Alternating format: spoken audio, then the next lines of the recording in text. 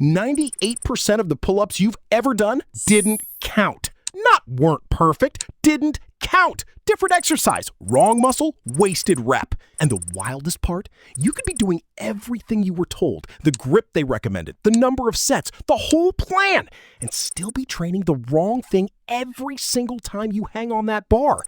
Stick around, because by the end of this, you're going to look at a pull-up bar completely differently. And the last mistake on this list is the one almost nobody talks about. Here's a question first.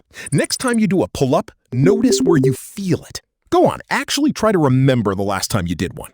Was it your back, or was it your arms and the top of your shoulders? If you said arms, you're not alone. In fact, that's the normal answer. Researchers actually asked people this exact question after testing them on pull-ups, and most pointed to their arms and shoulders. The lats, the muscle the pull-up exists to train, barely got mentioned.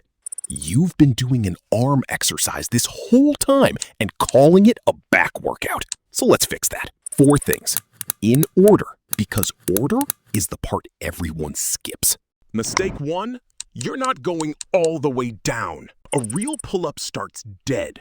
Arms locked out straight, shoulders open, hanging like a rag doll. Most people stop halfway on the way down because it's uncomfortable, or because it feels like more reps that way. But here's the math nobody does. Cut the bottom half of the range, and you've cut half the muscle you're training. 6 months of half reps is 6 months of half progress. You didn't get weaker. You just never trained the whole exercise.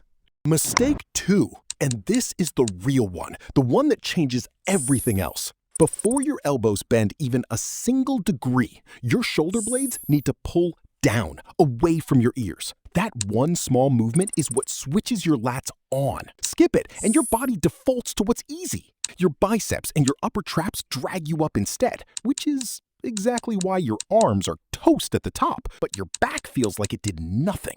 There's a fix, and it looks almost too simple to work. It's called a scapular pull-up. Hang from the bar, arms completely straight, don't bend anything, and just pull your shoulder blades down, then let them rise. That's the whole movement, 10 reps before every set. It teaches your back to fire first, so your arms stop stealing the job. Mistake 3, and this is the one that got you here. Grip. You've cycled through wide, narrow, neutral, maybe even some strange hammer grip a forum told you to try. Here's the uncomfortable truth. EMG studies comparing grip widths found lat activation barely changes. What does change is how wrecked your shoulders feel afterward.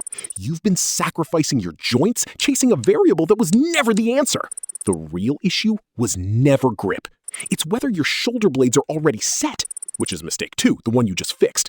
Grip is a symptom. You were treating the wrong disease. Shoulder width, overhand. Done. Stop thinking about it. Mistake 4. And people will argue about this one forever. Straight back, tucked pelvis, tight core, looks disciplined, looks correct. Problem is, it activates the front of your body, working directly against the back you're trying to build. The alternative? Chest up, slight arch, spine extended, keeps your entire posterior chain engaged from the first inch to the last. For actual back development, the arch wins every time. And yes, someone's already commenting rounding your spine is dangerous. They're right. Under a loaded deadlift, a pull-up isn't loading your spine that way. The arch is safe. What actually matters is where your chest is pointed at the top of the rep. So here's your new pull-up, top to bottom. Hang all the way down. Pull your shoulder blades first. Stop overthinking the grip.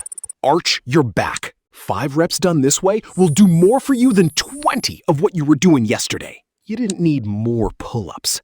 You needed the right 4 seconds before every single one.